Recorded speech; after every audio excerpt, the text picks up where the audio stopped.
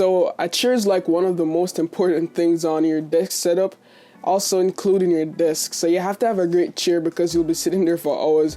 And I've been through a few chairs, and let me just explain why I think those racing chairs are not really great for sitting in long periods and long hours. So I had a few chairs before. Let's take a step back. So the first chair I had was like an office chair. It was not good. It didn't have like a neck support. It was just like a regular office chair. Only adjustments was probably like lifting the chair up and down. It was killing my back, so I had to get rid of it, and it get rid of itself because it broke down. The back wasn't looking good.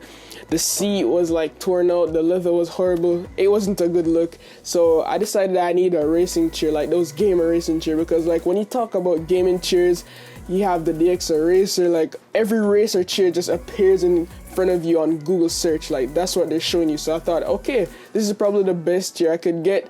So I ordered one from Staples. It was like $125, like a nice racing chair.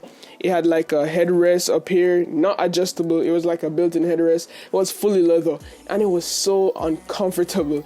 Like the lumbar support wasn't good, the handles was bad, and it just got really hot. It was just not like flexible. It could like lay flat all the way back down, but why would I need to do that? Like the racing chair was just not fitting my posture good. It didn't grip my back perfectly, and I just had a lot of back pains while sitting at my desk for over 3 to 5 hours. So I got rid of that chair. I sold it on Kijiji for like $100, and I decided that I needed something Herman Miller like, or a steel case like chair, but on a budget. So I was looking, and boom, I found the Ergo Chair. And today I'm going to tell you why I think this is one of the best productivity/gaming chairs that you need to have in your setup right now. It's calling me, like the rainbow. It's calling me, like the rainbow, the rainbow.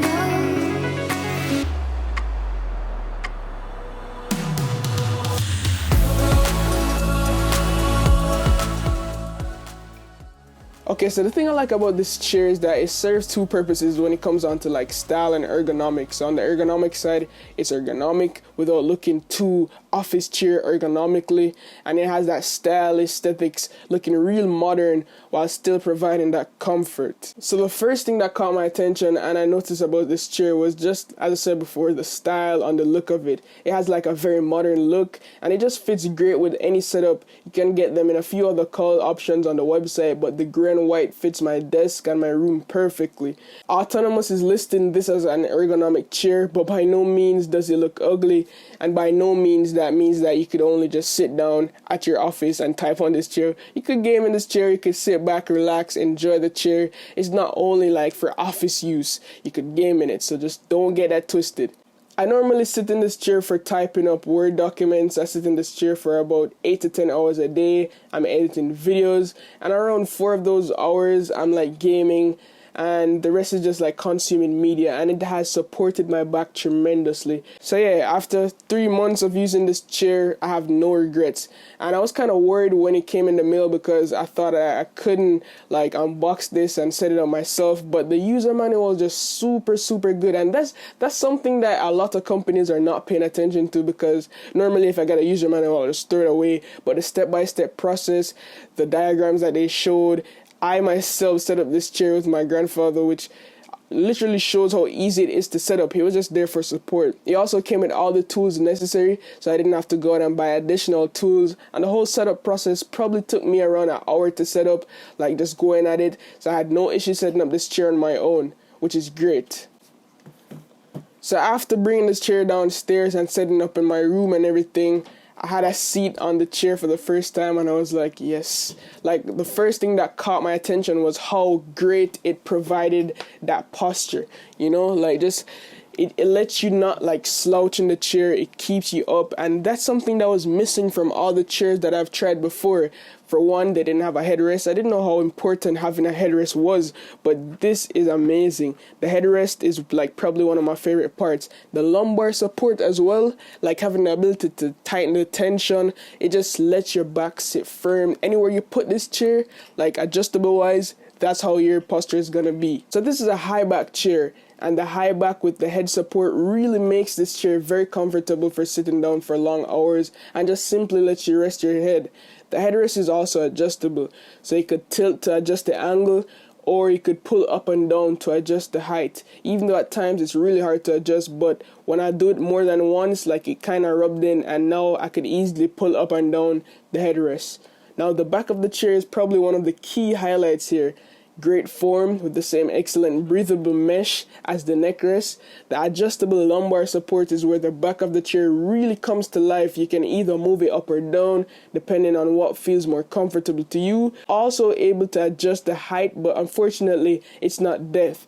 But that part I'll talk about later on down into the video when I'll be talking about the seats. So unlike your typical gaming chair, this one doesn't lay all the way flat, but it has the ability to allow you to sit properly when needed, which is why you need a chair in the first place. I don't know why some people like look for chairs that could go all the way back. Like, go on the couch, hop in your bed, just don't be falling asleep in your chair. It's not a good look. Now let's talk about the only issue I have with this chair, and it's the armrest. Let's talk about the armrest. So they're similar to all the types of armrests you'll find on any typical gaming chair or office chair, allowing for 4D movement and giving you the excellent flexibility in width, height, depth, and angle. But only the height locks in place, which is really unfortunate, meaning that with even a little force, you could easily move the armrest pads out of the perfect lateral position, like from side to side, resulting in having to get it right quite often again, and it kind of gets annoying, but it's not that serious.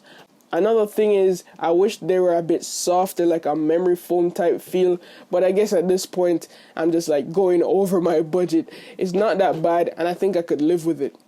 The seat is exceptionally comfortable, even after several hours of work or gaming, featuring a soft but supportive pad, and while it may lack the fully breathable mesh that the back and the neckrest has, it still has that breathable like functionality in mind, and I rather this over the leather pads on most gaming chairs because those would heat up my butt in seconds, especially in the summertime. So with this soft pad, I can assure you that your butt will be free from heat and sweat, and it's just really comfortable, you know, like having that leather it got really hot on my thighs, but this like pad that they use is really breathable, it stays cool, and I love it. So remember when I said that you can adjust the lateral movement of the lumbar support?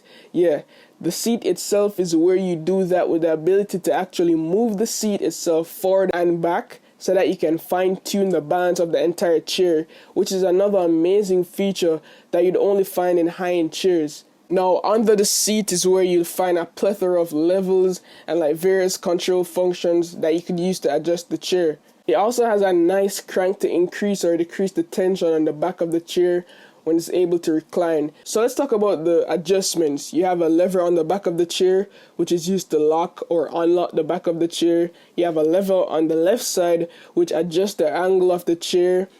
And also you have a rotating handle on the right side, which adjusts the strength of the back tilt tension. There's also a larger handle on the right side, which adjusts the height of the chair. The smaller handle on the right side moves the seat cushion forward and back, and the large handle on the right towards the back adjusts the seat tilt. Now, the gas strut stand, the base, and the wheels are nothing too crazy, but it gets the job done, and I have no issues with them. The chair rolls around perfectly fine, even on carpets, and stays in place when you want it to, which is very important. You don't want to be sliding around in your office or in your room like it's Ice Age 6. As you can see, this chair gives you quite a lot of different adjustments, much more than most other chairs out there. This allows you to adjust the chair perfectly to fit your body. So if I'm gaming, I could adjust the back closer to my body and lock it in place and set the seat tilt down a little, you know. If I'm relaxing and watching YouTube, I could just set the lever back and unlock it, set the tilt, kick back and relax, you know, as they would say. The two things that really stand out with me with the Ergo Chair 2 is the mesh on the back and the headrest, and just how adjustable the chair really is. Now, gaming chairs in general are typically covered with PU leather. While this might feel good, it really doesn't do much to keep you cool. The breathable mesh is great, especially during like long hour sessions. You don't have to worry about it either. It's very comfortable. I can't stress enough how adjustable this chair is. The amount of features that's packed into the chair is usually reserved for higher tier chairs like the Herman Miller, I said before, the steel case, which usually cost you an arm and a leg, which is like $1,500 for the Herman and Miller body, something like that, and it doesn't even have a headrest, and it costs $1,500. So this is probably the best chair you could get on a budget. Like, it has premium features, it's comfortable, it's sturdy, it's durable, easy to set up, fits great in your space. You could spin in it. But no, seriously, this chair is amazing. I'd 100% recommend this chair to anyone who is shopping for an office or gaming chairs. And when that chair arrives, thank me later. I hope you guys enjoyed this video. Let me know if you want to see a room tour. I could give you guys a room tour, or office tour, desk setup, anything of the sort. And yeah, links for this will be down below in the description. And please tell me if you guys bought the chair. Just let me know in the comments what you think about it, because you'll be surprised how good this chair is. But yeah, as always, love, peace, and tweaks. Signing out.